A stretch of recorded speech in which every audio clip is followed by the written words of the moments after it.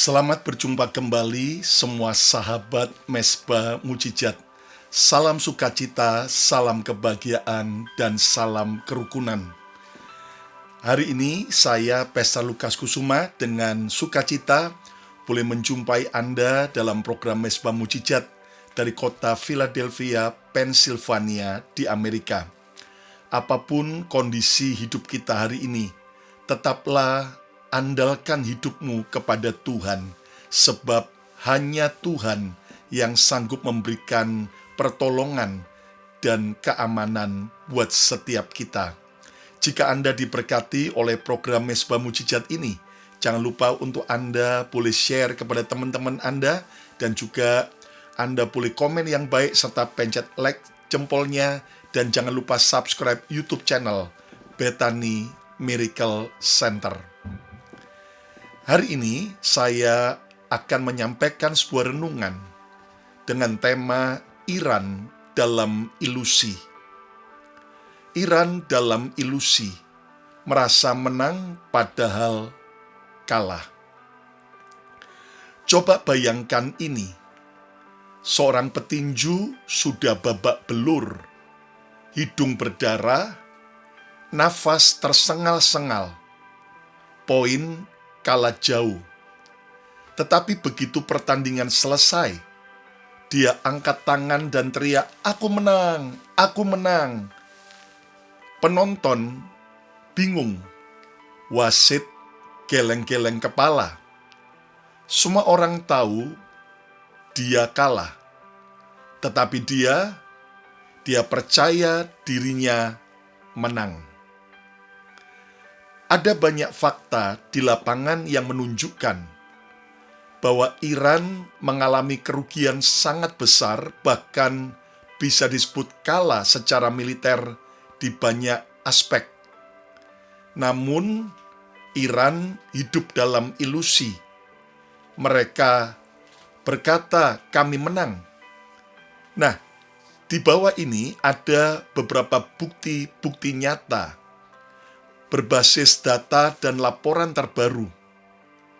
Yang pertama, Iran telah kehilangan pemimpin tertinggi dan elit militer. Pemimpin tertinggi Iran, Supreme Leader, dan banyak pejabat senior Iran telah tewas dalam serangan.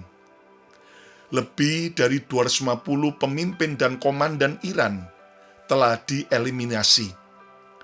Dalam standar militer, ini disebut sebagai pemenggalan kepemimpinan, pemenggalan kepala, dan ini biasanya tanda kekalahan strategis besar dalam fase awal peperangan. Yang kedua, infrastruktur militer Iran hancur besar-besaran. 60% sampai 80% peluncur misil rudal Iran telah dihancurkan. Kemampuan serangan misil turun hingga sekitar 90%. Banyak pabrik senjata Iran, rantai suplai militer Iran, fasilitas nuklir Iran rusak atau lumpuh. Artinya, kapasitas tempur Iran benar-benar telah dilemahkan secara sistematis oleh Amerika dan Israel. Yang ketiga, dominasi udara total oleh Amerika dan Israel atas wilayah negara Iran. Israel dan Amerika mencapai dominasi udara penuh atas wilayah Iran. Dalam perang modern ini krusial. Kalau langit dikuasai oleh lawan, maka negara itu praktis tidak bisa bertahan lama secara militer. Yang keempat, serangan masif.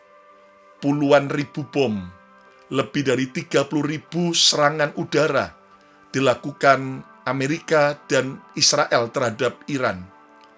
Ini bukan konflik kecil.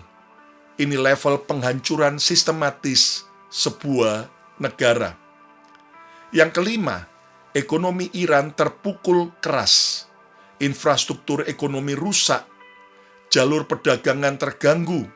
Bahkan kita lihat bagaimana Iran yang memblokade Selat Hormuz akhirnya Amerika di sisi yang berbalik memblokade juga Selat Hormuz, sehingga jalur perdagangan Iran yang mengirim minyak ke luar dari Iran terhenti. Bahkan juga bahan-bahan makanan yang mau masuk ke Iran juga terhenti. Sanksi dan blokade makin memperparah kondisi Iran.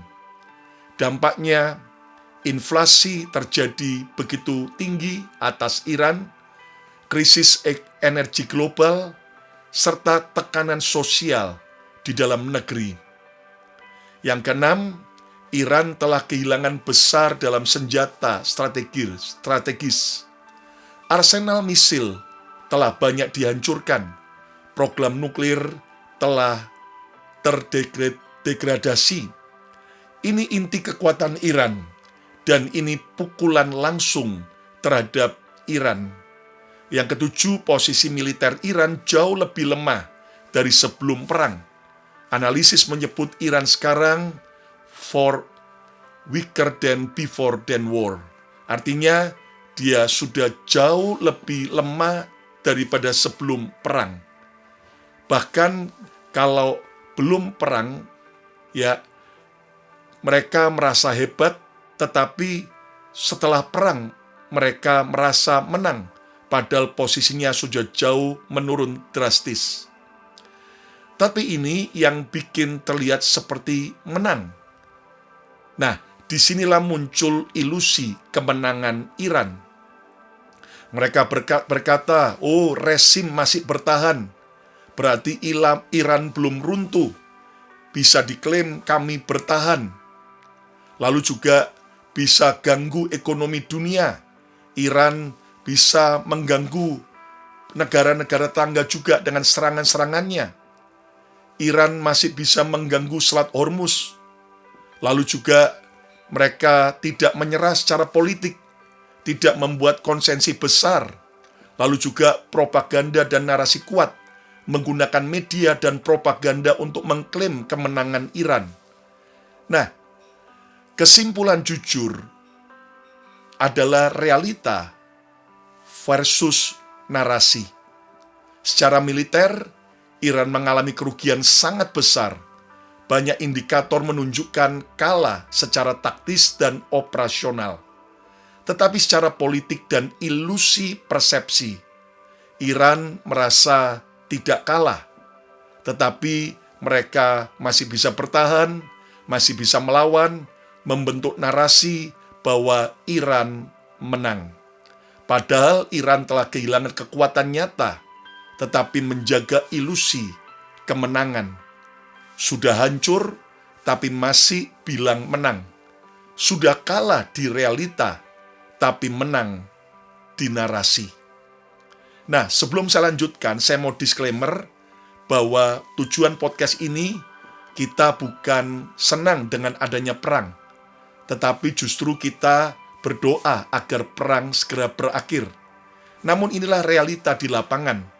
Bagaimana akhirnya Iran yang terus merasa kuat dan menang, bahkan terus merasa bahwa berhak untuk mengancam negara-negara tetangganya, termasuk Israel. Nah, sekarang mari kita jujur. Mari kita jujur. Jangan-jangan itu bukan hanya ilusi tentang Iran. Jangan-jangan itu merupakan cerita ilusi tentang diri kita. Kita sedang hidup di zaman di mana persepsi lebih penting dari realita. Kita sedang hidup di zaman di mana pencitraan lebih kuat dari kebenaran.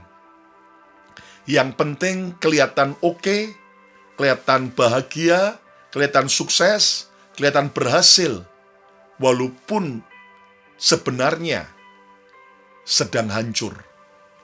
Kekasih Tuhan, Alkitab berkata dalam Galatia 6 ayat 3-5, sebab kalau seorang menyangka bahwa ia berarti. Padahal ia sama sekali tidak berarti. Ia menipu dirinya sendiri. Rasul Paulus mengingatkan, kalau kita menyangka, berilusi, berhalusinasi, bahwa kita berarti, kita penting, kita hebat, kita menang, kita kuat. Padahal ia sama sekali tidak berarti. Padahal kenyataannya kita sedang gagal, sedang hancur, sedang kalah, sedang merugi, sedang menurun. Maka ia menipu dirinya sendiri. Kita sedang menipu diri kita sendiri ketika antara ilusi kita berbeda dengan realita. Ayat yang keempat, baiklah tiap-tiap orang menguji pekerjaannya sendiri, menguji dirinya sendiri, cek and recheck realita yang terjadi. Maka ia boleh bermegah melihat keadaannya sendiri dan bukan melihat keadaan orang lain. Kalau kita tidak menipu diri sendiri, tapi mau berani jujur. Ayat yang kelima, sebab tiap-tiap orang akan memikul tanggungannya sendiri. Alkitab mengajar agar jangan kita menipu diri sendiri. Jangan hidup dalam ilusi, dalam halu, atau kebohongan. Namun mari kita perhatikan, uji diri kita sendiri. Lihat keadaanmu dengan jujur, agar kita stop hidup dalam ilusi. Ayat ini mengatakan bahwa tiap-tiap orang akan memikul tanggungannya sendiri. Artinya, kita masing-masing harus mempertanggungjawabkan tentang keadaan kita terhadap Tuhan dan juga terhadap diri sendiri. Nah, inilah yang menjadi bahaya di zaman sosial media, di zaman orang lebih mementingkan pencitraan, persepsi daripada kenyataan atau realita. Tanpa sadar banyak keluarga-keluarga sedang hidup dalam drama, dalam ilusi. Kalau di sosial media kelihatannya rukun, harmonis, bahagia. Padahal di belakang sosial media, di belakang kamera, itu sudah hancur. Berapa banyak orang merasa kaya, hebat, padahal hutangnya sudah menggunung dan tak bisa terbayarkan. Berapa banyak orang merasa dia cinta Tuhan, dia merasa rohaninya oke, padahal dia sudah kehilangan api cinta, dan apapun yang dikerjakan sudah hilang rasa. Ada orang yang kelihatannya wow, rohani, beragama, padahal dia menyimpan dosa. Nah, ini adalah contoh bahwa bukan hanya Iran yang sedang hidup dalam ilusi, merasa menang padahal kalah, tetapi banyak orang yang hari ini sedang hidup dalam ilusi. Ayo, kalau saudara dan saya tidak mau hidup dalam ilusi, coba ketiklah, saya tidak lagi mau menipu diri sendiri. Saya tidak lagi mau menipu diri sendiri. Dalam pelayanan juga, dalam kerohanian, dalam keuangan, dalam kesehatan, ada banyak orang hari-hari ini mencoba menipu diri sendiri. Mereka mencoba membuang fakta dan realita. Tetapi kita merasa hebat, merasa oke, merasa happy, padahal keadaan sedang parah. Galatia 6 ayat yang ke-7, jangan sesat. Allah tidak membiarkan dirinya dipermainkan. Karena apa yang ditabur orang, itu juga yang akan dituainya. Kata jangan sesat, artinya jangan kita menipu diri sendiri. Jangan kita sesat dalam ilusi pikiran kita. Jangan sampai sesat berpikir. Jangan hidup halu. Artinya Tuhan tidak mau saudara dan saya menipu diri sendiri. Makanya ayat ini berkata, janganlah kamu sesat. Ya, Tuhan tidak bisa ditipu. Kebenaran tidak bisa dimanipulasi. Realita rohani tetap realita, walaupun kamu menyangkalnya. Oh, I am okay. Walaupun saya tidak ke gereja, saya masih tetap cinta Tuhan. Padahal sebetulnya kita sudah jauh dari Tuhan. Padahal sebetulnya kita sudah mundur secara rohani. Sementara berapa banyak orang terus hidup dalam ilusi. Oh, aku tetap dicintai Tuhan. Aku tetap hidup berkenan sama Tuhan. Buktinya aku makin sukses dalam pekerjaan. Padahal dia sedang simpan dosa yang menjijikkan. Nah, hari ini yuk kita menjadikan ilusi Iran sebagai cermin untuk diri kita, bagi saya, dan bagi setiap kita. Ayo kita berani hidup dalam realita. Kalau memang kita sedang berdosa, kenapa tidak kita berkata, Tuhan, aku berdosa. Aku mau berubah, aku mau bertobat. Kalau kita sedang gagal, nggak usah merasa gengsi ataupun malu. Akui bahwa aku lagi dalam keadaan bermasalah. Dan kejujuran itu akan membawa sebuah pertolongan besar. Ayo coba katakan, saya mau jujur terhadap Tuhan dan diri sendiri. Anda akan capek dan lelah kalau Anda terus bermain drama.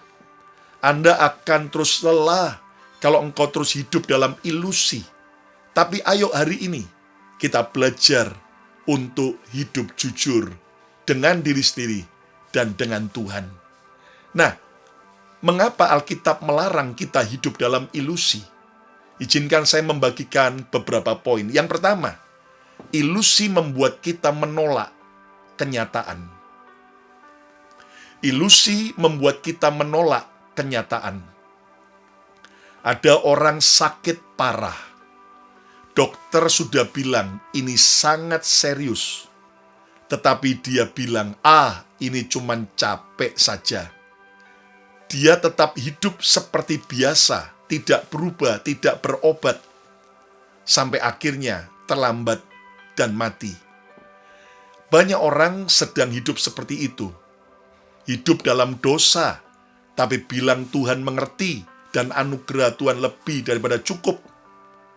Sehingga dia tidak merasa bersalah, tidak mau bertobat. Ada banyak orang jauh dari Tuhan, tapi merasa I'm okay.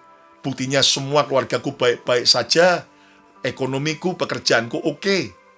Ada banyak orang relasinya rusak, tapi dia bilang, ini cuman proses.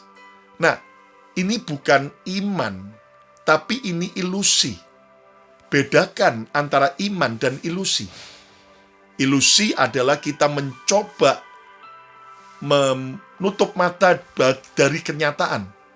Kalau iman itu adalah kita melihat kenyataan, tetapi kita percaya Tuhan bisa mengubah kenyataan yang buruk untuk dipulihkan dan jadi baik.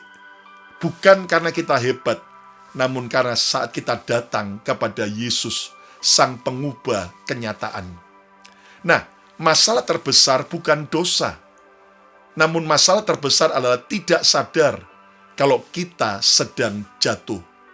Saudara, kepada jemaat di kitab Wahyu, khususnya kepada jemaat di Laodikia, Tuhan Yesus menegur jemaat itu. Sadarlah, bertobatlah, betapa dalamnya engkau telah jatuh. Engkau telah meninggalkan kasih-Mu yang mula-mula.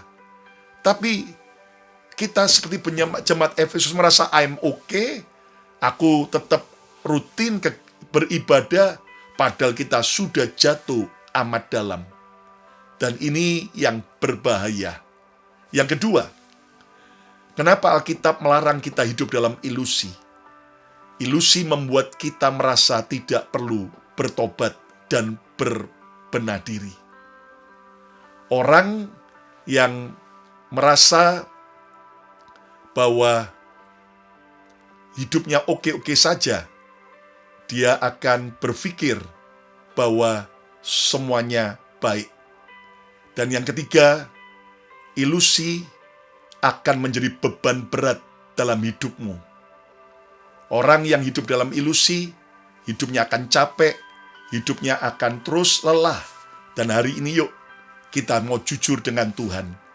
Kita mau datang dengan rendah hati di hadapan Tuhan. Siapa hari ini mau berkata, Tuhan, aku mau bertobat, aku mau jujur, aku mau stop dari ilusi. Angkat tanganmu, saya mau berdoa. Tuhan, kami tidak lagi mau terus hidup dalam topeng kemunafikan. Kami tidak lagi mau menipu diri kami sendiri. Kami mau berhenti dengan beban bermain drama dalam hidup ini. Tapi kami mau belajar menerima realita, kenyataan, untuk kami bangkit dan datang kepada Tuhan Yesus untuk sanggup menolong intervensi dalam hidup kami. Tuhan, hari ini, tolonglah kami. Kalau kami sedang terpuruk soal ekonomi, kalau kami sedang jatuh dalam dosa, kalau kami selama ini Tuhan sudah kehilangan cinta kepada Tuhan, ampuni kami. Dan kami mau kembali menyala-nyala, kembali kepada apa hal yang baik yang semula kami kerjakan. Dan kami tidak mau seperti Iran yang merasa menang padahal kalah. Tetapi kami mau benar-benar menguji hidup kami dan hidup dalam kebenaran. Ampuni dosa kami, pulihkan. Kami mohon anugerah-Mu Tuhan. Dan kalau ada saudara yang belum percaya Yesus sebagai Tuhan dan Juru Selamat, hari ini juga undanglah Yesus masuk dalam hidupmu. Dan ayo bagi Anda yang sudah lama mundur tinggalkan Tuhan, kembali datang pada Yesus. Terima kasih Bapa. Kami berdoa berkati semua sahabat Mesbah Mujizat yang sakit Tuhan sembuhkan, yang lemah Tuhan kuatkan. Dan biar kami tidak menyerah dengan tantangan, tapi kami masih punya pengharapan di dalam Yesus. Dalam nama Tuhan Yesus, kami juga berdoa untuk perdamaian antara Iran, Amerika, dan Israel, dan bangsa-bangsa Timur Tengah, supaya perang ini segera berakhir ya Tuhan. Kami berdoa untuk Indonesia, untuk Amerika, untuk negara-negara dimanapun kami berada. Kami memberkati juga Israel, kami memberkati Palestina, kami memberkati Timur Tengah, kami memberkati bangsa-bangsa. Sebab kami tidak pernah dipanggil untuk mengutuki siapapun, tapi kami dipanggil untuk memberkati. Dalam nama Tuhan Yesus, semua kita berkata, amin, amin, amin, amin. Jika Anda diberkati oleh program ini, ayo coba Anda ketikkan, katakan bahwa saya mau hidup jujur. Ya, saya mau hidup jujur. Hidup jujur adalah hidup yang paling ringan, hidup paling nyantai, hidup paling bahagia. Walaupun kita menghadapi persoalan, tapi bersama dengan Tuhan kita pasti menang. Amin. Dan jika Anda diberkati oleh program Mesbah Mujizat ini, jangan lupa share pada teman-teman Anda, komen yang baik, pencet like-nya, jempolnya sekarang juga, dan subscribe YouTube channel Bethany Miracle Center. Silakan follow Instagram saya Lukas Kusuma, Instagram Bethany Miracle Center, dan juga saudara sekalian, program Mesbah Mujizat hadir tiap hari Selasa dan Jumat jam 7.30 malam waktu Jakarta, hari Senin, hari Rabu, hari Kamis, hari Sabtu juga kami hadir jam 7.30 malam dengan pujian dan khotbah, dan hari Minggu ada 2 kali ibadah secara on-site yang kami tayangkan secara live dalam Bethany Miracle Center di YouTube channel ini. Saya percaya kalau kita jujur dengan Tuhan dan sesama, itu awal pemulihan, dan kita tahu dari kekalahan Tuhan bisa bawa kita kepada kemenangan. Jangan pernah menyerah dalam menghadapi tantangan hidup ini, dalam menghadapi pergumulan. Ayo terus percaya, bersama Tuhan kita pasti menang. Saya Pesta Lukas Kusuma mengucapkan berkat buat setiap saudara semua. God bless you all. Sarangi.